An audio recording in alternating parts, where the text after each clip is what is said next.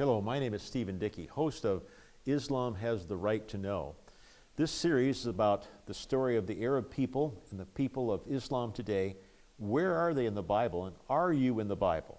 My Muslim friends, let me tell you, you are in the Bible.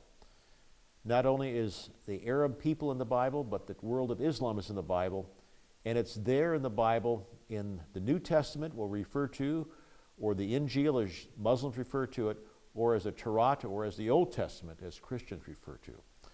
This information has been there for centuries, and yet you Muslims have never been told by Christians. As I listen to different Christian broadcasts in the world today, they're condemning the world of Islam, but no one's sharing where they are in the Bible. Just like the world of Islam doesn't have a right to exist, but far from that, because there is double portion of blessing promised to the Arab people. There has been a promise of great nation promised to the Arab people. And yet that is radiated down into what we call in our day, or the New Testament time, and Islam has never been told. So I'm thinking that that's the reason why the world of Islam says the Bible's corrupted, because there's been no Christian that's ever publicly went and told the story of where your side of the family is in the Bible. That's what this little series is about. On YouTube and on peoplethebookradio.com, we have a conviction that you people have the right to know that you are in the Bible.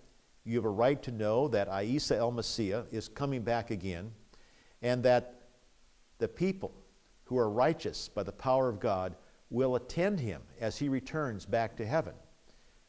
You Muslims have a right and a need to know because of how to prepare for the coming judgment. Yes, Isa el-Messiah came to this earth as a baby, as a human with flesh and blood. That's important, because if he did not come with flesh and blood, there is no way that he can be our example, as we will look at as we move on here into later programs. But today we're going to be looking at where Islam is in the Bible. And on the screen right now, you see a chart. These green arrows here, this is what we refer to as the 1843 chart. And it has Islam on horses. These are the Ottoman Turkish power from Constantinople. These here are angels. These are angels of God, not angels of evil.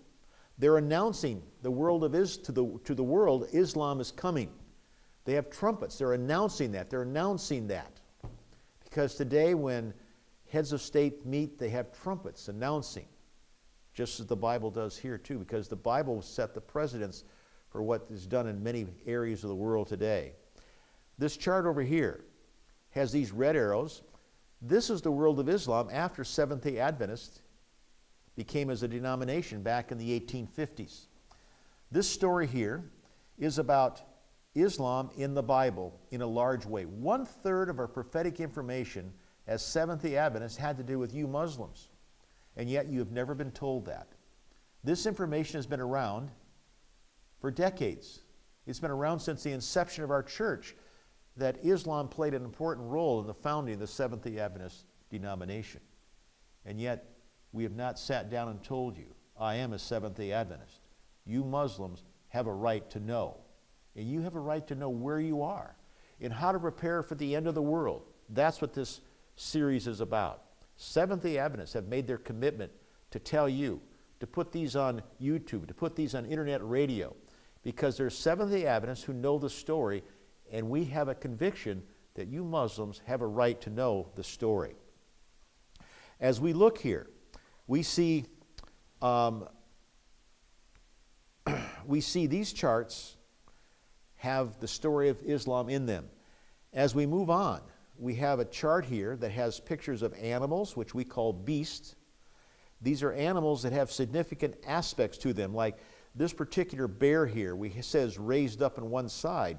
This is representing the Medes and the Persians back years ago, or we would say today, probably the Iranians and the Iraqis, something like that. And it has a picture of bones in the mouth. That's significant. We'll talk about that later on. But this is what these animals mean. A lion with wings means he moves fast.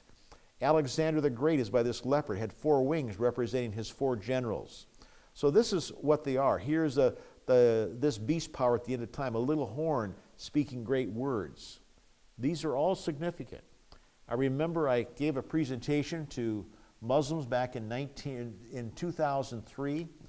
I remember the Arab scholars came up to me after I made the presentation and said, we were taught as little boys in Jordan who the little horn power was that spoke great things.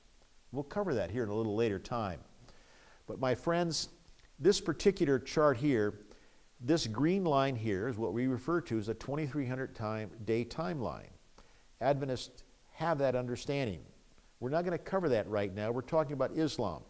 The blue line here has the story of Ishmael and his descendants, and had Muhammad's birth and Muhammad's death. That's significant because that was found in a Seventh-day Adventist book printed in 1888 called Bible Readings for the Home Circle. And yet most Seventh-day Adventists today aren't even aware of that existence, not even aware of what the archives have said.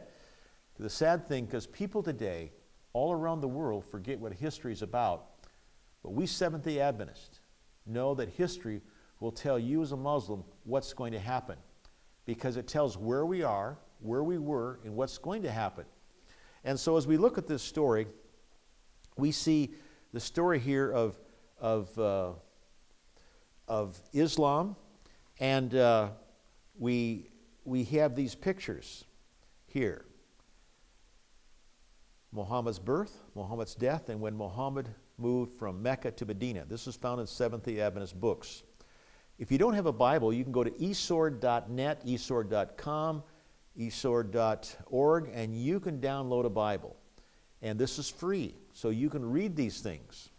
But if you have a Macintosh computer, unfortunately, they're going to want money from this particular website so that you can get it on your Mac computer.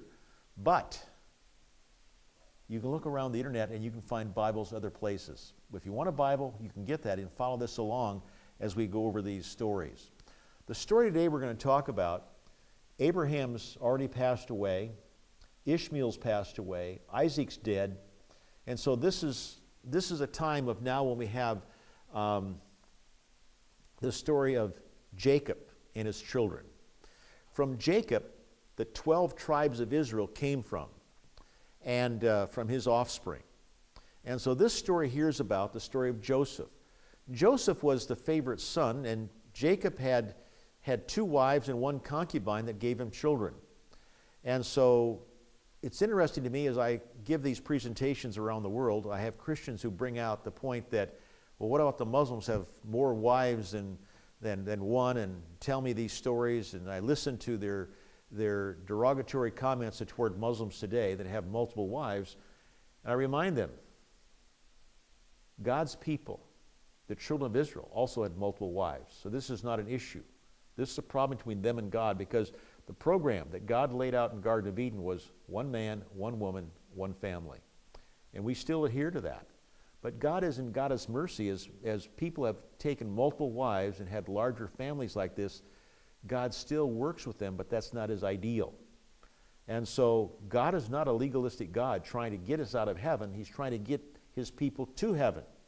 So as he works with God's people, we look at these stories. As we look at Jacob here and about his family, we're talking about one of his youngest sons, Joseph, and what happened to Joseph. Joseph was sent by his father to go check on his older brothers. The older brothers came from the first wife called Leah. Joseph and Benjamin came from Rachel, wife number 2. And so the father, thinking everything is all right, he sends the kids from wife number 2, which was his favorite wife, out to check on the older brothers. And we who came from larger families who've got little kids as brothers and sisters, you know, we don't want to have the little brother or little sister tell us anything. And I've experienced that, and I understand that, how that all works, and it's no different here in the Bible. Joseph is going out to see how his brothers are. He's bringing along a little food, and his brothers see him coming, and we're going to start to read here. And the reason we're looking at this, because I'm starting to show here, is how the 2 families of Abraham's children outside of Isaac This would have been Ishmael's offspring as well as Keturah's offspring, how they came together and work as one. Because throughout the Bible, we start to see them being intermingled as one. And later we'll see them how they're referred to as the children of the East. But the identities were merged. They're starting to merge here in Genesis chapter 37. And as we read, it says this. And when they, this is about the other side of the family's older brothers here, this would be Leah's children. And when they saw him afar off, even before he came near unto them, they conspired against him to slay him. So in other words, the kids from the first wife, Leah, were willing to kill the son from the second wife. This is what was going on here. And they said to one another, Behold, this dreamer cometh. Come now, therefore, and let us slay him, and cast him into some pit, and we will say, Some evil beast hath devoured him. And we shall see what will become of his dreams. The dreams that were being talked about here is that Joseph told his brothers that they were standing in the field of grain. They had the sheaves bound together, and that his sheaf was standing upright, and all the other brothers' sheaves were bowing down to his. That's what this dream is referring to. Or that's what this notation here in these texts are talking about. So the brothers felt, we're older. We're not going to bow down to the little brother at all. So this was their animosity. And over this animosity, they had conspired to kill their brother because of his dreams, because we're not going to take any advice from little brother. And so it says in verse 19 then of Genesis chapter 37, And they said one to another, Behold, the dreamer come. Come now, let us slay him, and cast him into some pit, and we will say, Some evil beast had devoured him, and we shall see what will become of his dreams. So they were serious about getting rid of him. It goes on in verse 21 and 22. And Reuben heard it. This is one of the brothers from Leah, or one of the brothers from the first family. When Reuben heard it, he delivered him out of their hands and said, Let us not kill him. And Reuben said unto them, Shed no blood, but cast him into this pit that is in the wilderness, and lay no hand upon him, that he might rid him out of their hands to deliver him to his father again. In other words, Reuben was willing to risk his real full brother's wrath to save the half-brother. In verse 25 it goes on. And they, talking about the first family of brothers here, they sat down to eat bread, and they lifted up their eyes and looked. Behold, a company of Ishmaelites came from Gilead with their camels, bearing spicery, balm, and myrrh, going to carry it down to Egypt. And Judah said unto his brother, What profit is it if we slay our brother and conceal his blood? Now, before we go to the next slide, I want to go back and comment here in verse 25. These are Arab people. They're Ishmaelites. They're carrying things because the Arab people were called traders.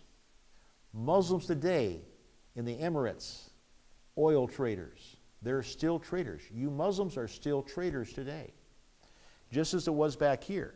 But they're trading in spices, balm, and myrrh. And as we go on here to verse 27, it says this, Come, and let us sell him to the Ishmaelites. And let not our hands be upon him, for he is our brother and our flesh, and his brethren were content. And there passed by Midianites. Now, remember the previous verse we said there was Ishmaelites. Now they're seeing Midianites. They said then there passed by Midianites. This was Midianites from Abraham's third family, and that their mother would be Keturah.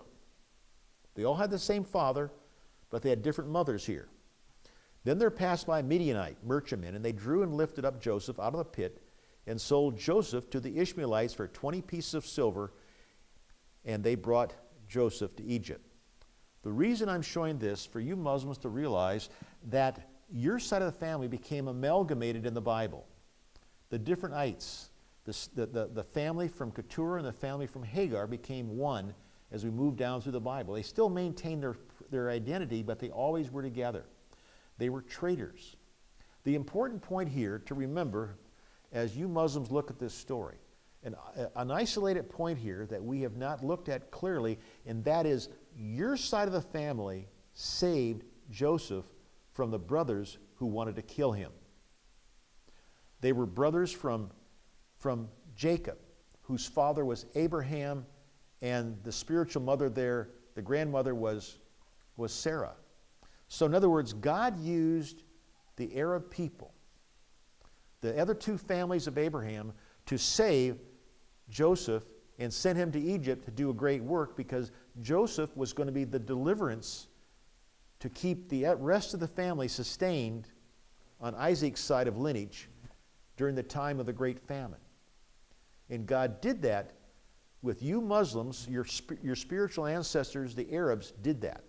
You've never been told that story before. But my friends, it's true.